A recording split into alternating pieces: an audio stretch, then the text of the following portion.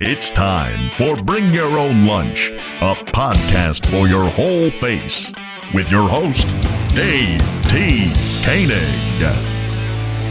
All right, come on in, sit down, welcome. This is the Bring Your Own Lunch podcast at bringyourownlunch.com, the magic of iTunes, and the majesty of Stitcher. As you heard, my name is Dave T. Koenig. I'm an actor, writer, director, producer, comedian, all-around swell dude, and the host of this podcast you're listening to right now, Bring Your Own Lunch. Hope you're enjoying the series so far. I know I am, having a blast. Got some really good feedback, and I've been stockpiling a bunch of guests that I think you're really going to love listening to, including our guest this week, who is just a rock star in the world of acting, Ato Essandoh.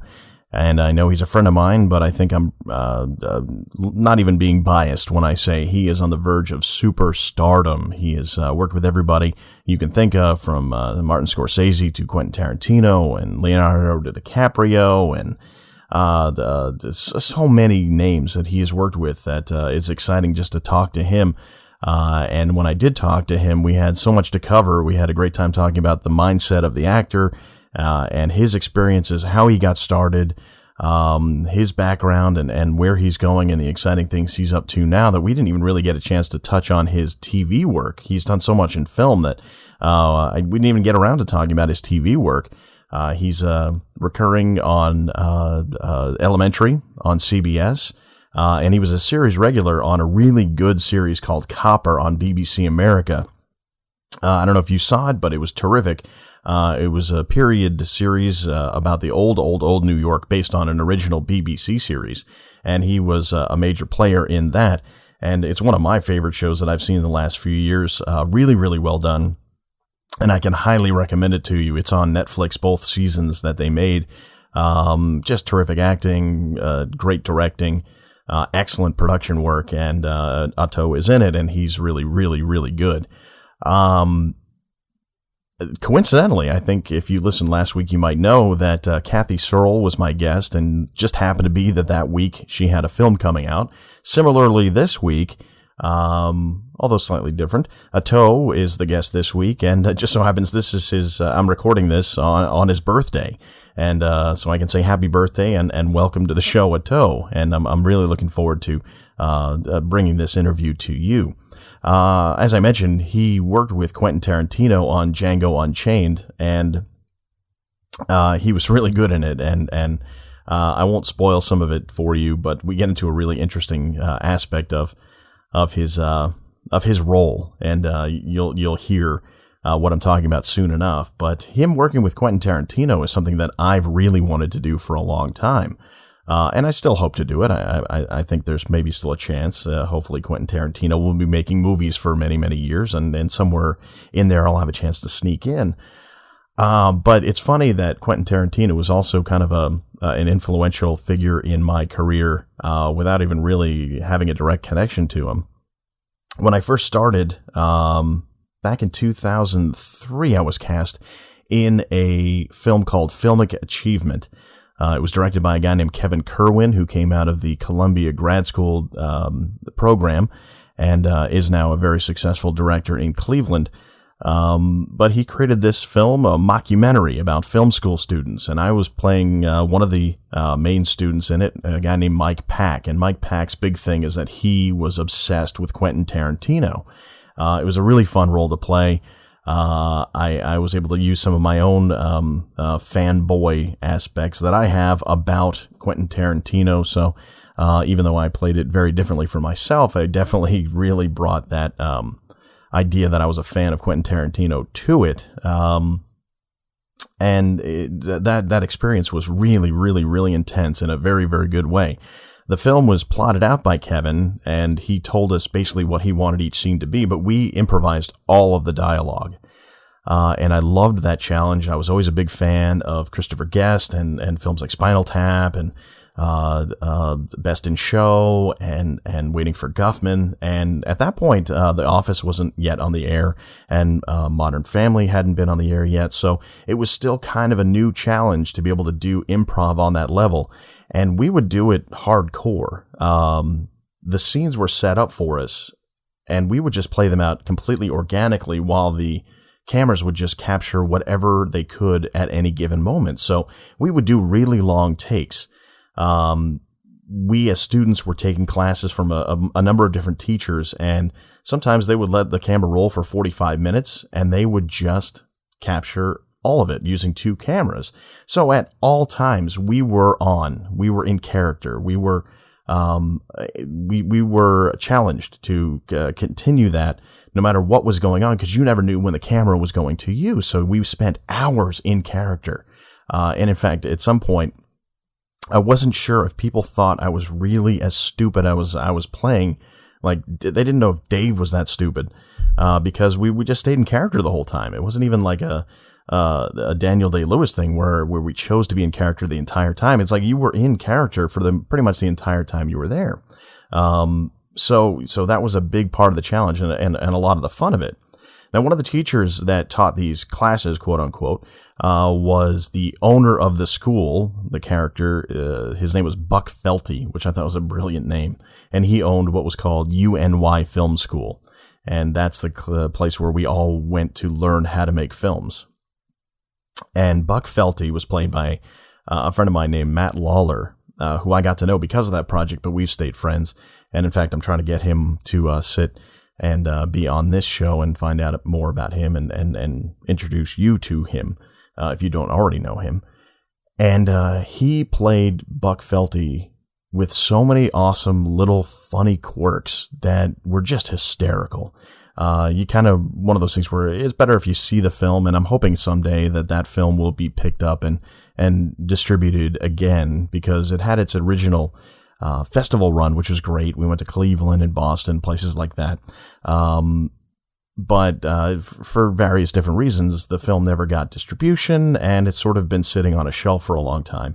And by the way, if you're a producer out there and you have a little bit of money and you want to invest in something, Kevin shot like 45 hours of footage for Filmic Achievement that he winnowed down to like an hour and a half. And I believe that there's probably enough in that to create like an HBO type series. So if you're looking for something to invest in, go give Kevin Kerwin in Cleveland a call and let him know that you might want to take a look at some of the footage he has from that and let it be sort of a period piece about the early 2000s of filmmaking, which is very different from what it is today. But I digress.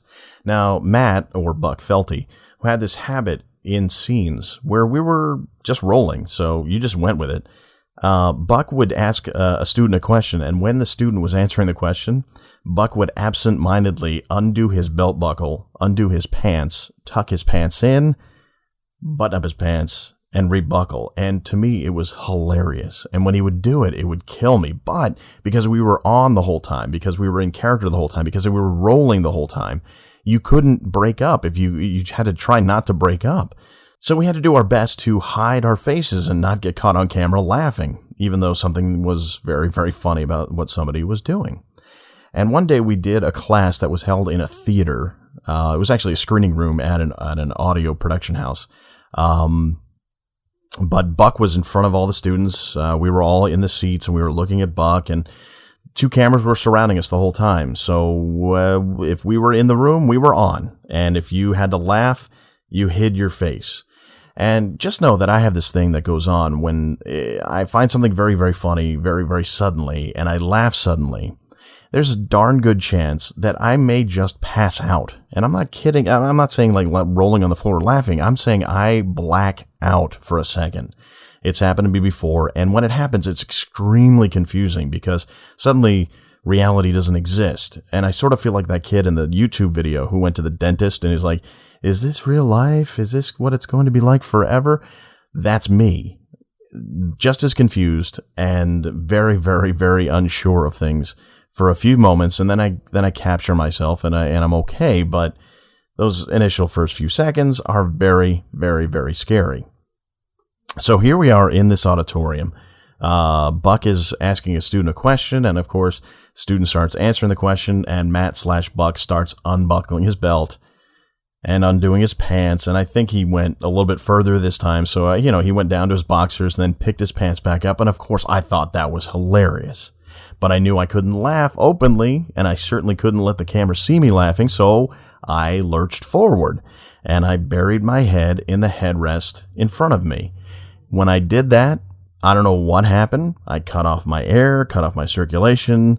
Something happened to me, and I started to black out. And it probably was maybe half a second that I was actually blacked out, but it felt like an eternity. And when I came to, I had no idea what was going on. So my situation was this. I was in an auditorium that was kind of darkened. I was surrounded by cameras, and I had a grown man in front of me who had his pants down. And I don't know if I've ever been so scared in my life. Got a few people to thank, of course, before we get into our interview with Ato Essandoh. I want to thank Banuba, of course, providing the music at the beginning, middle, and end of this show. Banuba.net. Go check them out, find out where they will be, and download some of their music. They are terrific, and I appreciate them and their contribution to the show every week.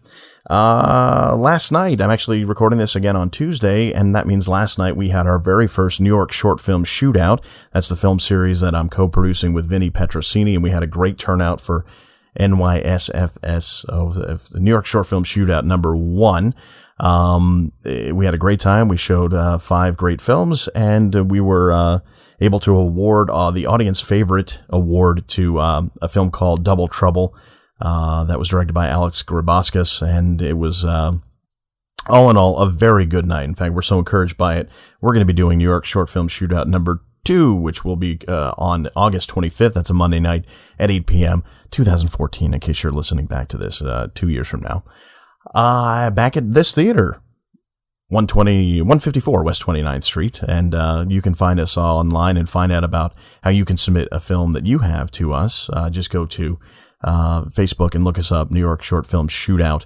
We're going to be getting a website together at some point, but in the meantime, you can find us on Facebook. And I want to say thank you to This Theater, thistheater.com, for contributing to this show in several ways, including helping us out with the New York Short Film Shootout, which is, of course, something that I'm involved in as well. All right, let's get into it. Ato Essandoh, rising superstar, a guy on the verge, and a heck of a guy, and a good friend, and has an interesting story to tell. Enjoy.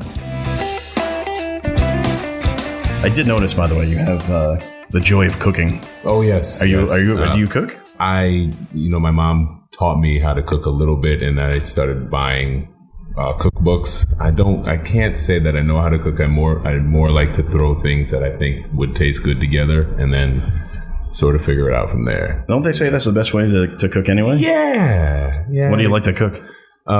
Mushrooms. I love mushrooms, man. Really? Yeah. I love mushrooms. I'm allergic to them. Oh, you are? Oh, man. It's the worst. I love it. It's the absolute worst because the mushrooms are great. Yeah. But, Yeah. What? Go ahead. No, actually, it was funny because I was at the farmer's market where I pick up mushrooms, and there's this woman who looked like an educated, regular woman. And so, like, I've been to the mushroom place a bunch of times. They know me. And the woman was, like, looking at all the mushrooms, and she's like, how do I know which ones aren't the psychedelic ones? And, the woman is like, none of them are. Yeah. And she goes, well, how would I know? How do you know? And we're all looking at her like, none of them are. Yeah. And she's like, no. But like, I heard like some, if the mushrooms are a little darker.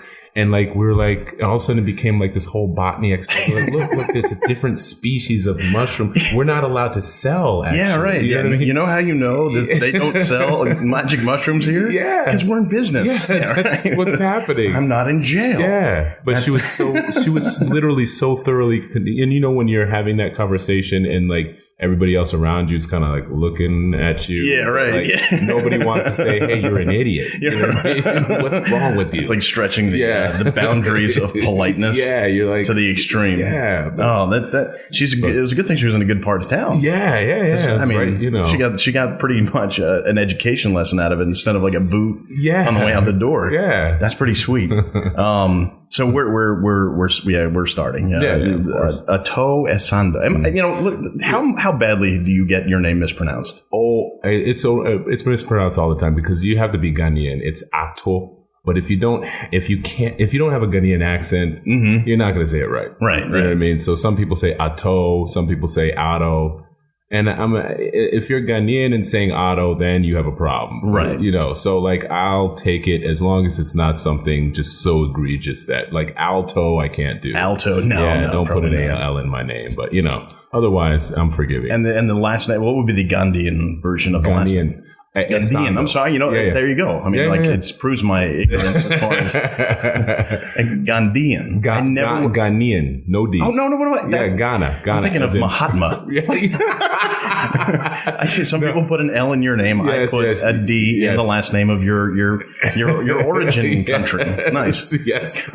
Wrong continent. So Ghanaian. It's the emphasis on the second syllable. Yes. Very good. Okay. So what would you say it? Essandoh. So it's pretty much more straightforward. Yeah. This little. All right. Okay. Yeah. But do you have like a personal preference, whether it's emphasis on the first, like for your first name, is it Ato, or I've heard people say it both ways for a long time now. I'm so open to both of it. Good for you. Yeah. Good for you, man. Because I mean, the reason I'm very sensitive to it because I have a last name that people look at and they're like, "What the hell is this?" Yeah.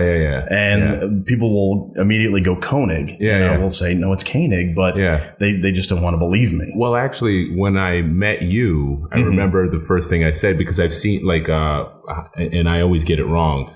Matt Koenig, right? Yeah, Koenig. Yeah. Every time I see the name, I can't make the pronunciation error. So when I met you and I saw your last name, I said, "How do you say it?" And you said it, and I was like, "Isn't it like the guy who writes The Simpsons?" And you were like, "Yeah, it's the same." Which I think probably was the thing that made us friends right off the bat, because it was like, that's a guy I always point to. Yeah, look, it's not just me. Yeah, it's like exactly. It's Matt Groening and Walter Koenig from Star Trek. Yes, exactly. And until I tell them that there's actual evidence of people out there who pronounce OE as A, they don't believe me. Exactly. So we share that sort of bond. Yeah, now let's talk about Ghana.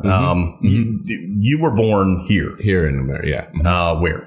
I was born in upstate, Schenectady, New York. Schenectady. And how was that growing up? It was idyllic. We were my brother likes to say we were the Ghanaian Cosby Show kind of. You know what I mean? It was just we had a couple of cousins in the neighborhood, but we were basically the only Africans, pretty much the only black people in upstate New York, or at least that area. So, but it was bike riding and sort of back in the days where your parents just kicked you out of the house and told you to come back at dinner. You know what I mean? So like it was, I had a lovely, lovely time down That's there. great to hear. I mean, and your parents are the ones who were from Ghana. When did they come here? Both of them came at around college age. They actually met here in the States. Wow.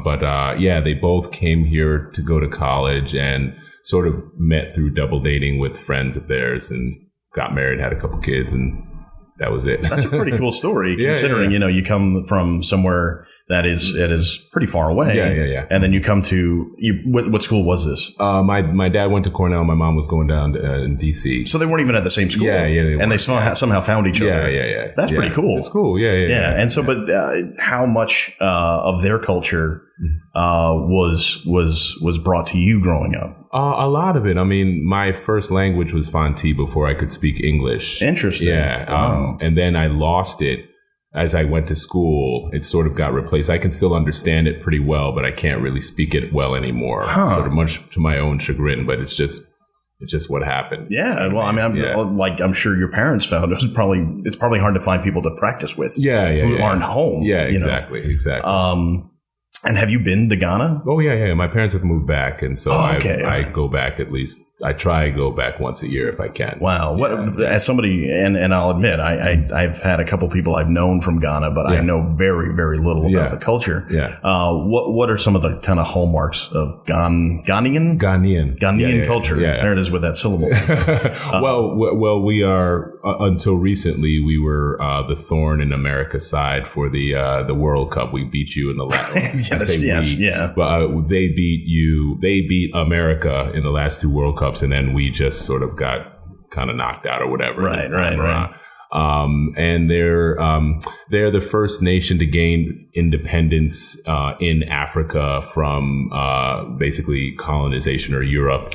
They're also known for Kwame Nkrumah, who was one of the big leaders back in the day, who was actually like a Pan-Africanist and who wanted to like unite all of Africa. And he was like a powerful figure back then. Would you say that was in a good way? Like, in a good way, in a very good way. And not like a bad way, like somebody in Germany wanted to unite. No. Okay. Not in that way. Just making sure. Yes.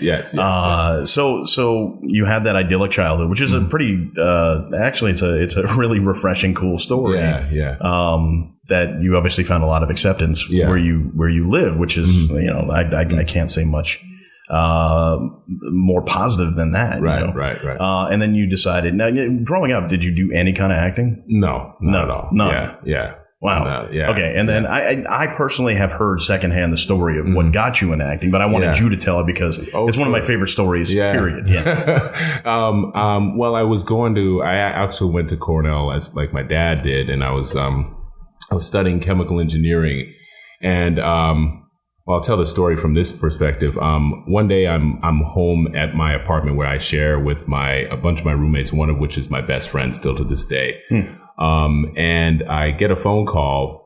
I'm the only one home. I pick up the phone and it's this woman from the Chinese Student Association and she's calling for Marcus, my best friend. And she's like, yeah, we're doing a play and, we saw Marcus in this fashion show. Marcus is also a tall black guy like me. Okay. Doing this fashion show. We wanted to know if he was going to wanted to do a play randomly. Wow. And I was like, oh, sure, I'll give him the message. But, he's my best friend. I know he pretty much probably would turn it down. What was his deal? He was a mechanical engineer. He was a mechanical engineer / model. Yeah. Basically, essentially. That old cliche. Yeah, that old thing. You know what I mean? So, I said, I'll give him the message and, and they kind of, I think somebody dropped out. So they kind of needed somebody to, pop in as quickly as possible. And so I said, yeah, I'll give the message. And she's like, oh, okay, well, is this Ato? Because I was also in the fashion show that you were referring to, right?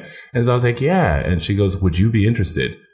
And I remember just freezing, like becoming completely sort of like tongue tied. And I was like, well, me? And she's like, are you okay? And I was like, hey, can I call you back? Wow. And she's like, yeah, call me. I was like, I promise I'll call you back literally in 2 minutes. Do not move your phone, right? Do not go away from your phone. And so I hang up on her and I pick up the phone. I call my girlfriend at the time, who was also a chemical engineer. And I'm like, hey, babe, what's up? This random woman called and she wants me to do a play. And as soon as I said that, like act in a play, as soon as I said that, she starts laughing uncontrollably. And I'm like, yeah, that's just a dumb idea. This is as stupid as, we've got chem lab and blah, blah, blah, blah, blah. She's like, no. You're going to do it. Oh, good. No, all right. Yeah. And I was like, what are you talking about? She's like, you're going to be in this play. And she's laughing. You are going to do it. And then she like hung up on me. And like from that point, I was like, yeah, okay. And so I ended up doing the play and having the time of my life. And, I was so green of an actor that I didn't know what blocking meant. I didn't know, like, I didn't know anything. That the woman who was my scene partner in all the scenes was, I think she was an acting minor. So she was helping me like cheat out, look at the audience. She was like telling me all these things, but, and the play also was sort of set up really well. I mean, for somebody who wants to try acting, because, it's a Chinese Student Association. So it's all Asian people on stage. And then I'm the only black person. Right? Oh, okay. Yeah. And the setup was, it was like sort of a, what was the play? It was more like, Asians' experiences in Cornell up at Ithaca or something like that. So it's it was like, not like a traditional play. No. It was, it was a sort of modern day thing. And I guess their thing with my character was I was supposed to go on a blind date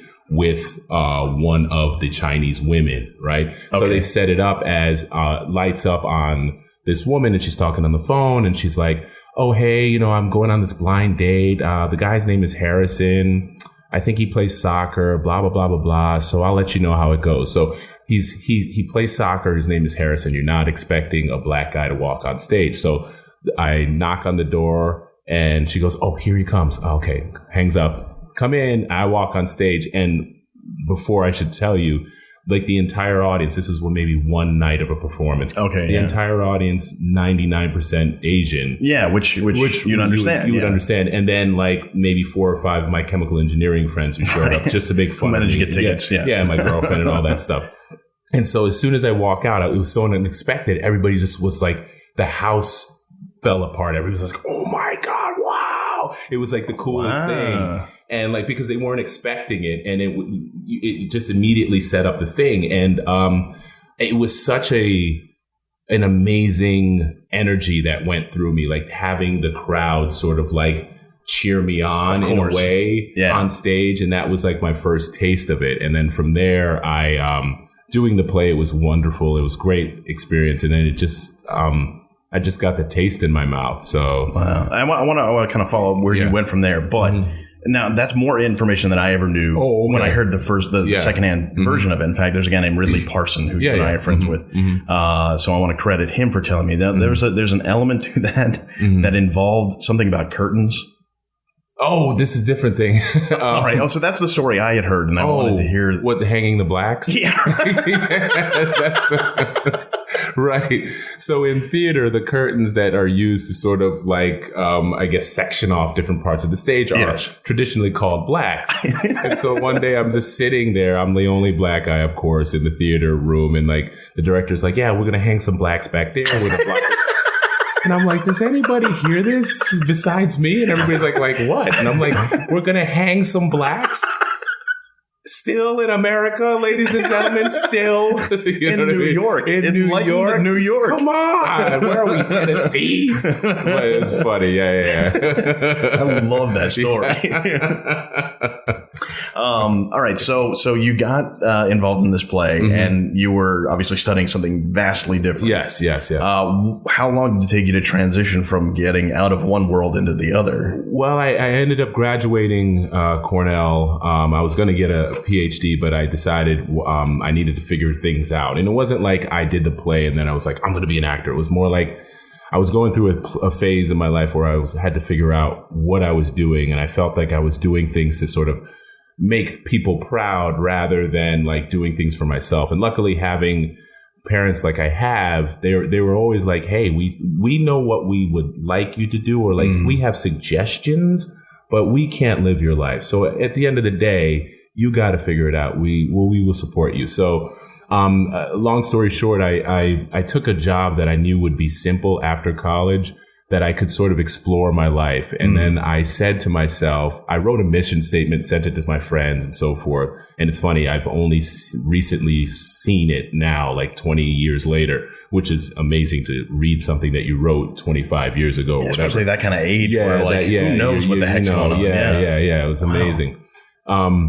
And one of the things I said was like, anytime I hear myself say, I've always wanted to do X, Y, Z, do it, because, you know, I live in this country and there's a whole bunch of opportunity and, you know, this is great. And so one of the things that kept coming back to me was acting. So I finally found myself maybe a few years later in New York City doing consulting for a software company. And I started taking night classes just because I was like, let me just really look at this acting thing. So I started taking evening classes at the acting studio under James Price. And from there, the hook just sank deeper. And after I did maybe about a year, then I started doing theater, then I started writing, and then I got an agent manager, and things just kept going from there, which was, How sorry, what year was it that you kind of really fully said, all right, I'm doing this? Probably 99, 2000, around there. Okay. In that, 2000, 2001, maybe like around in that. All right. area. It's almost a similar timeline that I had, because I was bouncing around before I started acting too. Oh, okay. And then obviously there's that time period where you're like, yes, I'm giving this a shot and I'm doing it. Did you at some point give yourself like a kind of time frame where you say, well, I'm going to do this for this long, or did you just kind of just do it and not think about it? Yeah, I didn't think about it. I knew what I wanted. And what helps me is that, I have a lot of people in my life that I admire and that have helped me through my life. My parents, obviously, my family. I'm lucky to have a really great family, extended family, and really good friends. And something that always motivates me is when I tell somebody that I love and respect that I want to do something, it puts me out there on notice. So, for example, Marcus, who I've mentioned, he was one of the people I'd say, hey, I want to be an actor. And he's like, dude, what? You know what I mean? And so, like, if I've set myself up like that, I don't want Marcus to call me 6 months later and go, so what about this acting thing? I'm not. That's great. You know what I mean? And that, like, it's, be accountable to those people. I can relate to that because, I always feel like if I do say something out loud, that means I've committed to it. But usually when you say something out loud, it means that's really what you're thinking. And if it's hard to say it, you're like, it probably means you want it even more. Exactly. And the fact that you have people sort of like checks and balances, that's very cool. A lot of people don't have that, but you seem to thrive on that. Yeah. That's awesome. Oh, yeah. What was the thing that made you think, oh, okay, yeah, this is working? Like my dream is one thing, but then it's like, okay, this is going to happen. Yeah. What were the things that kind of made you kind of know you were heading in the right direction? It's kind of things that happened along the way. There was never any point where I was like, okay, cool. I mean, even at this point, there's even just a few months ago, I always say this to myself, look, you've come this far, make sure you enjoy the moment because this is life. We don't know what's going to happen. Do you know what I mean? I could get some kind of disease, something could happen, but there's so much stuff that can randomly happen that you have to enjoy what's in front of you right now. So like, I would say I'm never sure, even at this point, that this is happening. Do you know what I mean? I know exactly what you mean. Yeah. So it's more about enjoying it. I know it maybe sounds hippy dippy, but it's like enjoying the moment in front because that's all I got. Yeah. You know what I mean? Yeah. And it makes me really, really enjoy it. So back, you and I had met at the Manhattan Theater Source. Right. Back in those days, I was having a great time and I had no money, nothing. And, we're writing plays and doing things. I'm like, this is great. Yeah. You were immersed in what you wanted to do. Yes. Yeah. Okay. So let's talk about there's the art and the dream and the thing you want to do to just have life fulfillment. Right. But there's that side of it that says, I kind of want to eat tomorrow. Yeah. So at what point did you start to feel that making money at it? And I don't want to pound the idea. It's like, and there may be no answer to this. So I'm not trying to lead you anywhere. But I guess the point is, when did you see yourself doing this as a viable career? Oh, okay. Maybe I would say maybe a few years ago. A combination of things. I remember calling my dad, or like I was in Ghana and I was talking to my dad, and I had just paid off the rest of my college loans.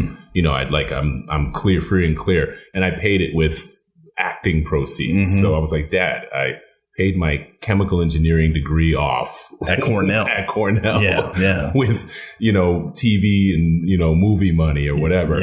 And that's when I was like, oh, and I guess I had enough of a track to see that, barring anything that could happen, for whatever lucky reason, everything that I did, I guess monetarily, kept sort of bumping up. There's never been a dip in anything that I've been doing. So there was a time where I had to have a side job a little bit, and then I didn't have to have a side job, and then I could stretch out the checks for a while and not have to work. And now it's like, I'm good. I hope I book something soon, but I'm good. You know what I mean? So, and this last few years, I've been like, well, and there's nothing I can go back to. People always are like, you've got a chemical engineering degree. I'm like, I can't go back to How do you explain a 20-year gap? Yeah, exactly. Right. I don't know how to do any of it, so I'm pretty much screwed. So I guess for me, it's I've only just sort of gotten that feeling like point of no return. Where it's like you invest yourself so much in this one career, and you do that little side job thing, and you kind of stretch it along and give yourself as many opportunities. But you get that point where it's like, okay, I kind of have to do this for the rest of my life and make it work one way or another. Because we're getting to a point where it's like you said, you can't suddenly just go back and your plan B is no longer a plan. Exactly. So, I mean, it's exciting.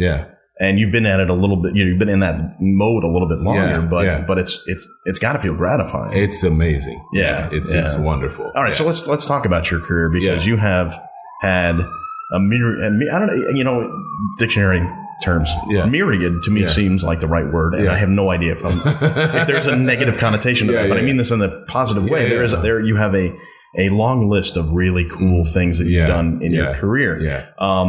I did the little IMDb look just to make sure I'm not missing anything. And it seems like, and I could be wrong, that Garden State was the first thing that really put you on the map. Garden State, I would say that. It's now that you got me thinking about it. I realize that there's a lot of stuff that I've done. I'm not saying that from an ego perspective, but like you said, Garden State, I'm like, oh, right. I was in that. People, and it's funny, people remind me of it a lot, or people will like recognize me from something that I did years ago, and I'm like, oh yeah, you know what I mean? So I guess Garden State was probably at that point like the biggest thing I'd done. And how did that come about? That was an audition. Pure audition. And again, it was like what I learned. You're building relationships with, especially these casting directors. So at a point, they're going to be like, yeah, that guy might be good. Bring him in because he's been in this and that. He's been in my office this many times and he's always prepared, blah, blah, blah, blah. And so that was one of my first sort of big auditions, because the callback was with Zach Braff and blah, blah, blah. And then I got the part, and it was awesome. It was great. Do you remember who the casting director was? A.V. Kaufman. Oh, okay, sure. Yeah. And it's interesting you mentioned that you get a reputation for having been prepared and all that stuff. Backtracking a little bit, did you feel that you kind of had the same process up to that point, or did you kind of have to learn new processes about preparing, and what's been your philosophy about that? Well, my philosophy, I guess the first thing I always think of, I had an experience early in the career when, things relatively happened fast for me, as far as, I know a lot of people in this business personally who don't have managers and agents who've been like running around trying to find that. Me, I got it pretty fast out of the gate. My manager found me in a theater show, and then she got me an agent, and boom, boom, boom. And I've had the same people for the last, 15 years or something like that. You know what I mean? And so it's happened fast for me. And so I remember when I was green and my manager was sending me in, and this is like the first time I'm going into Fox Studios, I'm going into NBC, I'm going to ABC, this director wants to see me.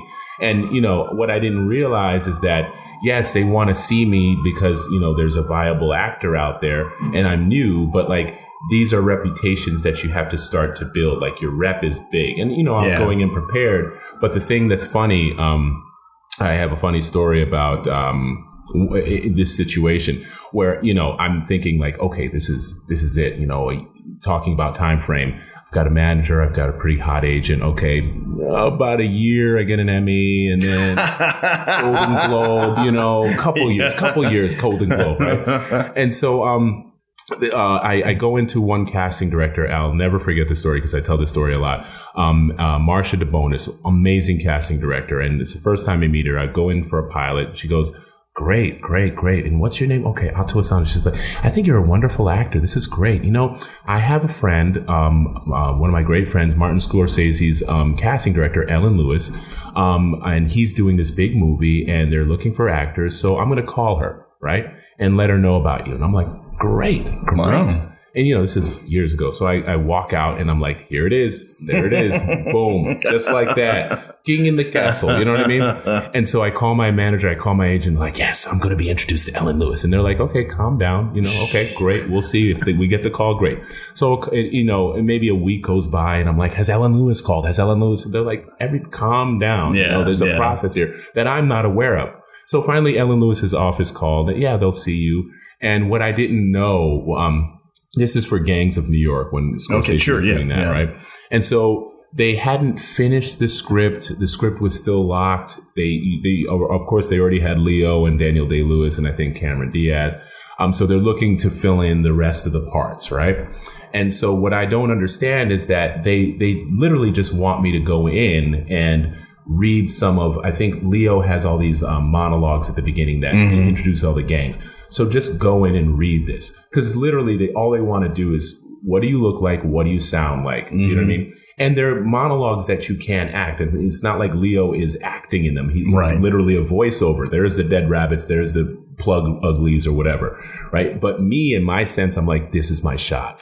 I don't know if I go in with a limp, maybe an eye patch, or maybe something. And my manager's like, dude, calm down. Like, just go in and read this thing. And I'm like all nervous. I'm like, you guys don't understand. This is Scorsese. You don't understand, right? They're like, oh, okay. So I go in and I'm reading this thing, and like literally my hands are shaking, and I meet Ellen for the first time. And Jen Houston, who now casts for Girls, was her assistant. And, you know, I'm reading it and I'm shaking, and I'm like, oh my God. And I'm just reading it. And all I had to do was read it. That's all I had to do. You know what I mean? No accent necessarily, no anything. And so I'm shaking. Oh my God. And so they're like, okay, thank you very much. Great.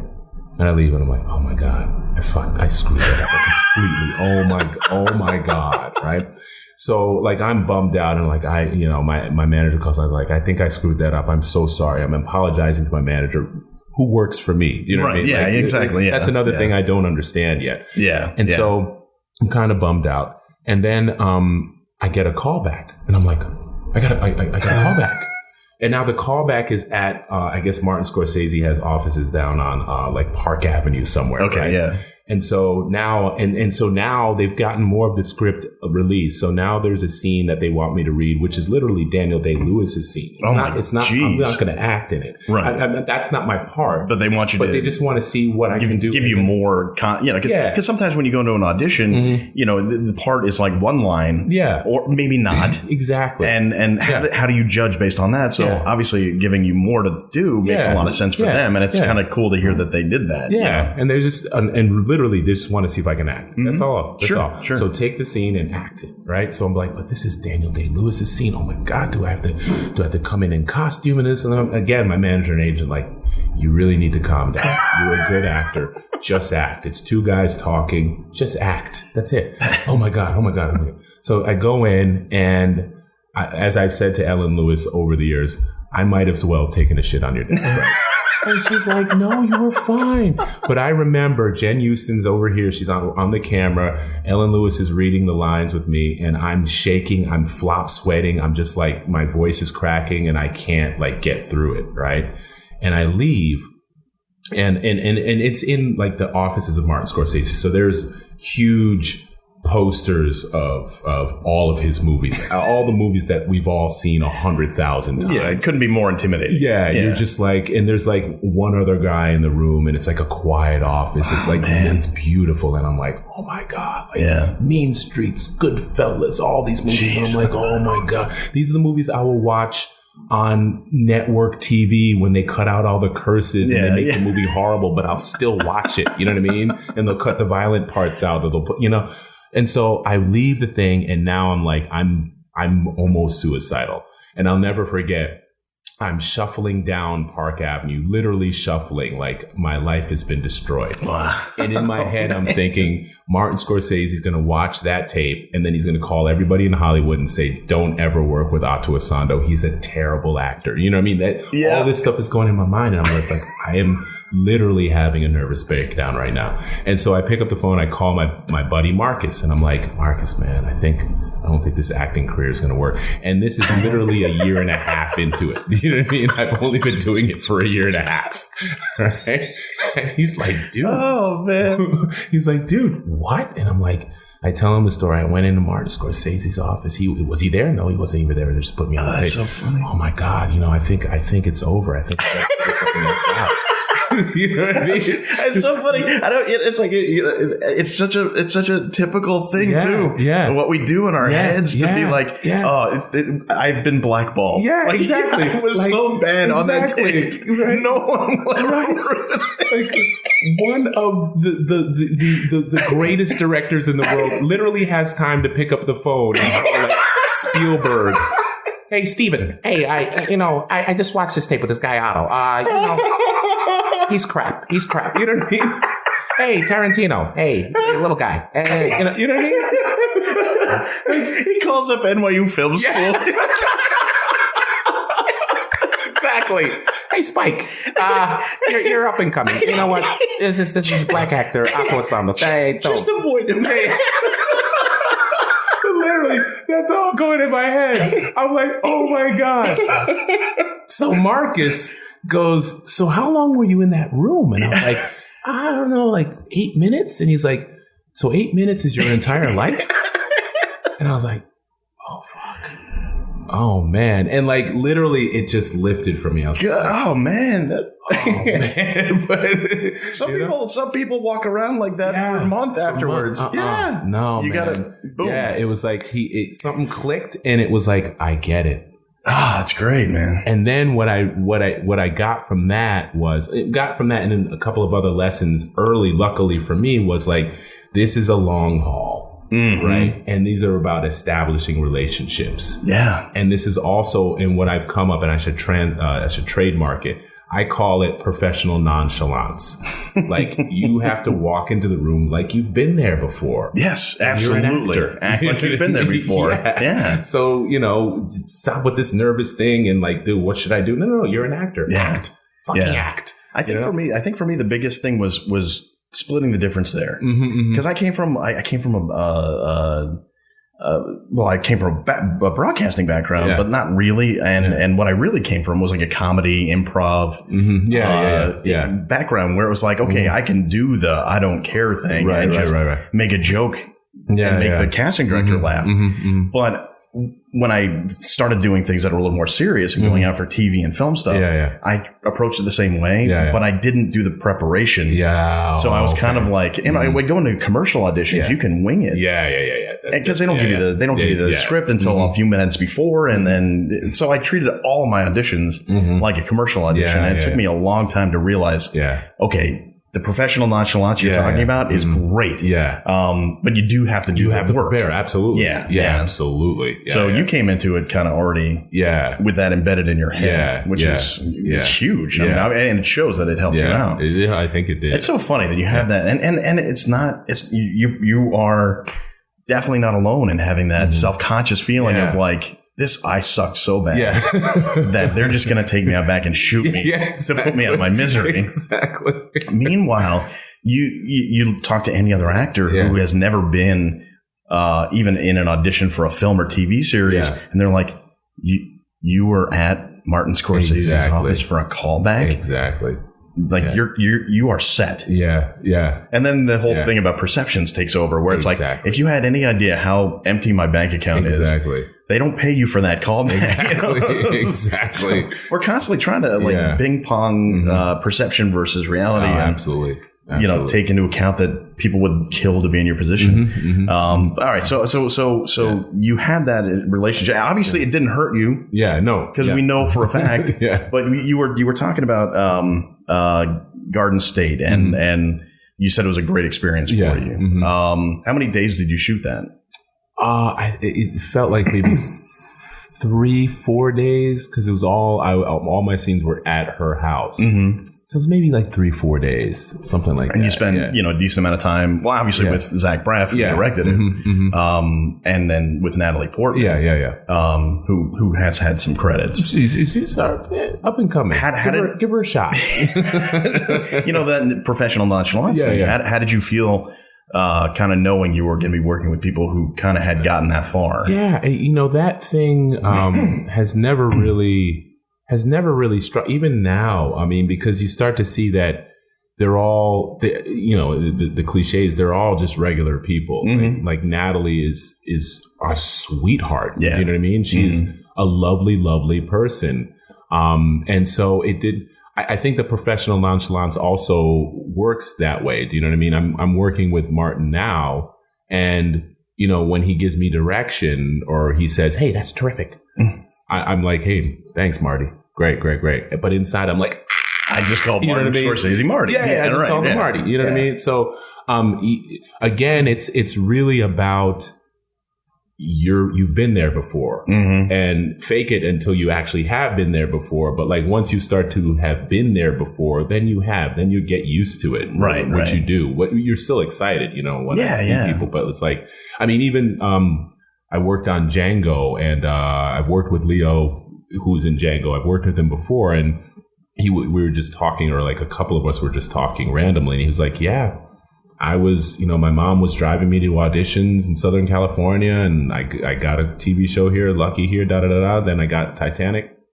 That was it. You know what I mean? And, So, since you brought him up, and we're talking about making connections and relationships is what pretty much our job is. Yeah. Developing relationships and sort of marketing ourselves.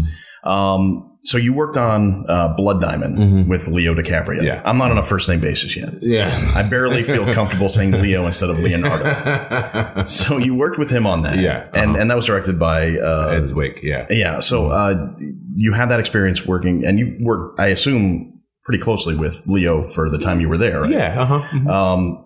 Had you developed a relationship and a friendship, or was it working? Or yeah, it was more professional. Yeah, I mean, I think he's a great guy. And both times I've worked with him, he's a lovely dude. And I'm not saying that to be political. I mean, he's actually like just a lovely guy. Cool.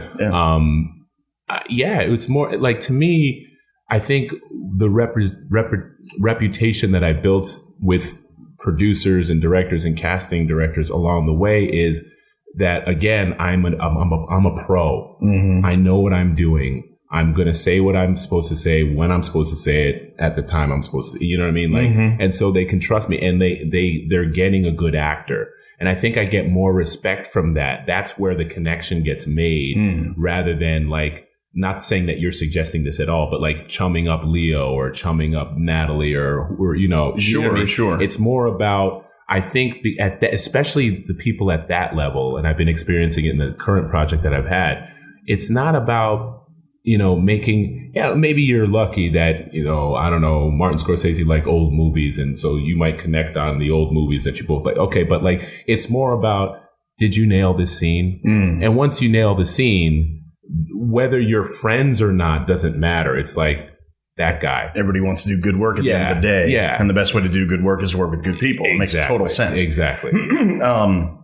Well, the reason I bring it up is because, like you said, you did end up working with him on Django Unchained. And I have a bunch of stuff I want to talk to you about that. So, but having had the relationship with him, even professionally, with Blood Diamond, was there a carryover when you worked with him again? Yeah. It was like, hey, what's up, dude? And he's like, hey, man. Right. Like, it was cool to work with him. Yeah. And you worked with him. I actually watched that the other day, and the two of you worked the scene together. But were you working with that whole cast? Were they there, or everybody was there? Everybody was there. Yeah. And where was it? Where did they shoot that?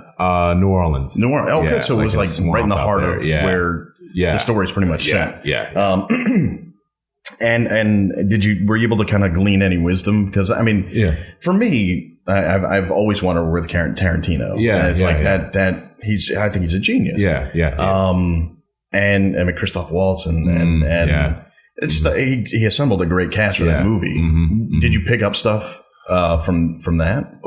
I mean, just experientially or whatever, Yeah, I think it's the same thing. Like, Tarantino's he's made some of my like favorite movies in the world, right? Yeah, sure. I've watched Kill Bill, I think 5 times at the movie theater. Like, I paid $15 to both watch parts, it. or no, not both parts, but the first between part, the two of them. Yeah, exactly.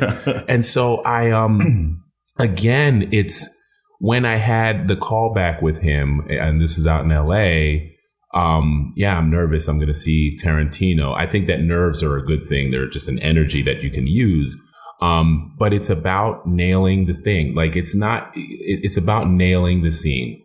And and that only can be done by an actor. Do you know what I mean? Not by some schnook who's coming in trying to make friends with Tarantino. Right. The guy has a job to do. He's written, in his case, he's written this. He's thought about this. He knows exactly what it wants to look like. He wants to plug in the people that can make that happen. So for me, it's more about it. Like, from a sports perspective, it's about making the shot. Then the coach likes you. If you can, 2 minutes to 2 seconds on the clock, you hit the shot, boom. Do you know what I mean? You don't have to go out to drinks with this guy. This guy's going to call you. You know what I mean? Yeah. So to me, that's much more important.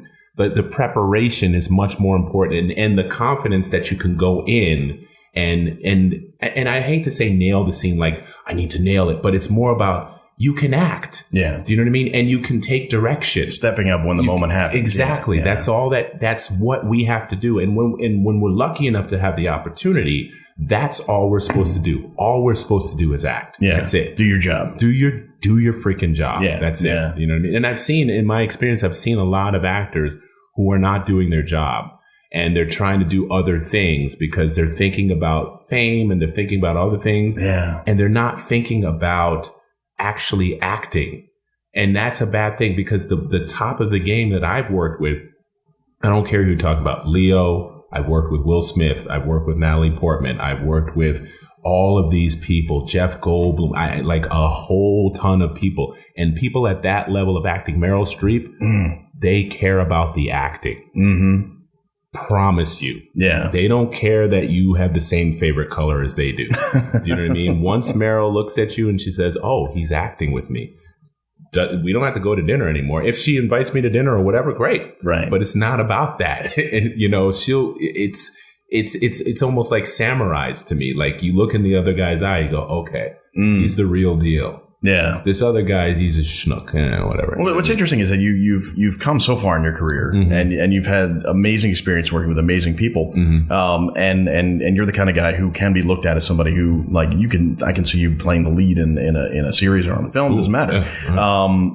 But yet you take that approach, like you take that like work a day approach. And I think I'm so much more impressed when somebody takes that hard work approach than anybody who looks who worries about how they look and all that stuff. It's so much more important to me to worry about doing good work and putting it in and the rest of the stuff, I mean, because I maybe to a fault, I'll go home, and I just get me, like, at the end of the day, I just want to go home and I'm not worried about it. And sometimes, but I'll play in my own head this idea that, am I getting out and socializing enough? But it's really, and it's cool to hear from your perspective that some of the most respected actors and directors, it's about the work. That's a good lesson for anybody to hear. So Django Unchained spawned kind of one of the funnier things I've heard in a long time, and I think I may have actually pointed it out to you. Oh, was that? Yeah, you probably. Well, okay. If you haven't watched Django Unchained and you don't want to know what happens to Ato's character, you might want to just like put your fingers in your ears and go la la la la la for a little bit. And then that's your warning because I'm going to spoil it here. Okay, so in the film, your character dies, and it's not a pleasant death. Your character is attacked by Rottweilers, I think. Dingoes. No. Something shepherds, Australian shepherds. But they call them something else. It was like, I forget what they call them. But anyway, it doesn't matter. You're ripped apart by dogs. Yeah. Somehow, the rumor got out that your character did not die in that film, but you died. Yes. How? Do you have any idea? I don't. Well, so I guess you were the one who pointed that out. I did. Right? Actually, I was. Oh, okay. Yeah. I forgot about that. And I didn't start it, I promise. I know. There was somebody who did start it, but he started it, I think, like it was some Tumblr or something like that. And he started it as an experiment to see if people would actually believe that Leonardo DiCaprio and Tarantino actually co-signed on, and I agreed on a to snuff die. Film. Yeah, basically a snuff film. I didn't know that. Yeah. I found like some guy just put the meme together. Brilliant. Yeah. And when you tweeted me, and I looked at it, like I remember reading the meme and going, this is so dumb. And then seeing like 500 comments going, oh my God, is he really dead? And I was like, are you kidding me? Oh my God, people, you know what I mean? So but that's awesome. It's you and Abe Vigoda. Yeah, exactly. Right? Abe Vigoda, You get to be the guy who was thought dead and now you're not. Yeah. It's the closest thing to Jesus anybody could ever get. In fact, because I wanted to get, I don't know why I did this. Like an old man, I went to Google first, because I was actually looking for something else. But I put your name in there, because I wanted to get to IMDb. Why didn't you just go to IMDb? What am I 90? So, and one of the things that came up as a suggestion, like fifth down the list, is Ato Essandoh dead. I'm like, well, I might have to reschedule. So how does that All kidding aside, how does that affect you? It was actually funny because what I started doing was pretending to tweet from the afterlife, which took off in a way that I didn't even expect. I was like, yeah. And then it got written up on BuzzFeed and all this other stuff. But like, I was just screwing around because I was like, okay, yeah, send beer, I'm in heaven. Or like the Wi-Fi sucks up here. Or Jimi Hendrix is here. Like I was doing all this stuff and people would respond back. And I was like I was just having a Twitter fun thing. But it went sort of viral, not pre-viral for about like a good week where it almost became my job because I was having so much fun to come back and see what people had tweeted and think about what I could respond back to from the afterlife. It was a lot of fun. Gift, really. It was a real gift because it was just really good publicity. So there's something to talk to when I'm being about when I'm being interviewed. That's so funny, man. It kills me. And I'm a big fan of experiments like that. Andy Kaufman would do an experiment like that. Exactly. But you happen to be the guy who got to do it. That's awesome. It's crazy. All right. I don't want to run out of time, and there's so many things we could talk about. Sure. But I want to talk about the new project you're involved with because you mentioned Scorsese. I mean, I don't know how much you can talk about it. Is it cool? I can talk about it. I can't talk about what happens. I can talk generally in general. All right. So tell me, it doesn't have a title. It doesn't have. What's the basic gist? It's the Untitled Rock and Roll pilot, and it's basically going to be about the rock industry in the early 70s, like 71, 72, right when classic rock was going a little bit of disco on one side, punk on the other side, like that real sort of like connection where it was like really gritty and where is this all going to go? And it was actually a project, Victoria Perman, one of the producers told me, she's like, this is a project that's 16 years old. Mick Jagger brought it to Scorsese as a movie idea and they kicked it around. And then finally somebody was like, well, let's make it a TV series. And so that's, and so Martin's had Boardwalk Empire, the success there. So this is going to be his next thing, hopefully, if it goes to series. So, Bobby Cannavale is the lead, and he plays a record executive who is sex, drugs, rock and roll, booze, all this kind of stuff. And it's really fun. And old school New York. Dirty, old school, gritty. Yeah, it's going to be really lovely. And you've been working on it for a while. I've been shooting it for this past week, but like I've known about it for about 3 or 4 months. I've been preparing it ever since. To talk about preparing, I've been really, really preparing, which has been really fun. And are you at liberty to say who you are?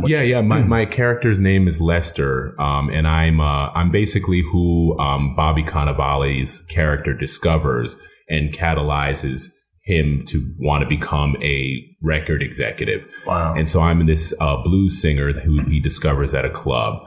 And then I probably can't tell any more of my story or anybody else's story, but like the series basically flashes back to the 50s when he discovers me, and then flashes forward to the 70s, a couple months in the 60s, and then flashes forward to the 70s, which would be the present time of the show. Wow. Yeah.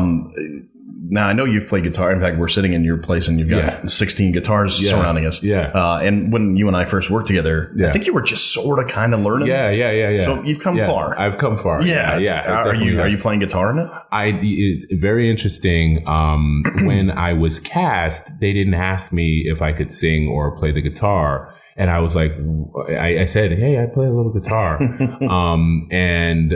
I think that they had made some changes, but when they introduced the character, when I read it, he was written as a Skip James, and Skip James is one of the legends of blues, one of the fathers of the blues, and he sings in this ethereal, beautiful voice and like plays like really just sort of personally like moving guitar. And I think because they hired me for whatever reason that I can't really get into, but they figure they're going to have somebody dub my voice and all that stuff, which they did anyway, which is good. And then I said, well, I play the guitar. And they were like, we'll just have you sing. And the reason I'm saying this is because there's talking about doing the work. I lobbied them because they didn't know if I could play the guitar. And of course, if I can't really play the guitar in a show about rock and roll, it's going to look bad. It's going to look bad. Yeah. So I put myself on tape several times playing the song and showing them that I could do it and just making sure and like talking. So what I'm from an acting life place, it's good to advocate for yourself in certain situations, because for me, it wasn't my ego. It's not because I want to play the guitar. It was like, I want the Bobby Cannavale character to really look at somebody who looks like he could be the next Chuck Berry. And I have to prove to Marty and the music directors and so forth that I can do that, which I literally just shot that scene yesterday. And that's why I'm so tired, because it went off like gangbusters. Awesome. You know what I mean? I'm really happy about it, but it was, and it's literally one of the hardest things I've done in acting to date. I mean, getting eaten by dogs on Django, nothing. Do that all day. Yeah, all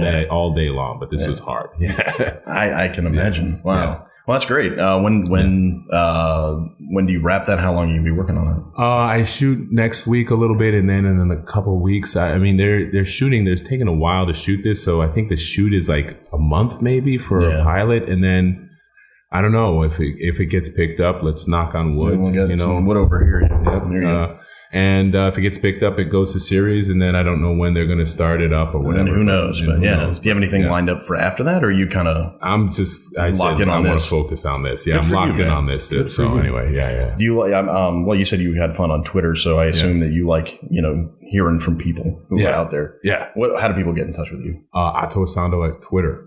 Yeah. Okay, so at Ato Essandoh. Yeah. Okay, well, we'll have a link on the site and stuff, so we'll be able to find that. Yeah. Hey, thanks, man. This is great. This is great. I wish we could have done 12 more of these. Yeah. And maybe after the series gets picked up, we'll do it again. Not a problem. Any day. The reports of my death are greatly exaggerated. That is a quote that's often misquoted, attributed to Mark Twain, but I think that really accurately describes my friend Ato Essandoh, alive, well, despite the rumors, and doing amazing, amazing things. I'm really excited for him and where he's going. You can find him on Twitter at Ato Essandoh. And if you want a link to that, you can find it on our website, bringyourownlunch.com. Thank you, Ato, for being with us. Happy birthday. And I hope you had as much fun as I did recording that one. That does it for another Bring Your Own Lunch. Don't forget to check us out online, bringyourownlunch.com. You can find us on Facebook and like us there. And you can also follow us on Twitter at BYOLpodcast.com. And if you enjoy what we're doing, please tell a friend. Subscribe to us on iTunes or on Stitcher. You can rate us. You can tweet about us. You can tell all your friends. And certainly I will appreciate it. And I think the people who are my guests will appreciate it. I guess that's fair to say. Yeah, let's go with that. Don't forget to check out Banuba.net to find out where Banuba will be and to download some of their music. Go look for the New York Short Film Shootout on Facebook, like us there, and also check out This Theater, thistheater.com. It'll have a different name soon, but go to thistheater.com to find out what's going on at that theater, including the New York Short Film Shootout number 2. That'll be August 25th at 8 p.m.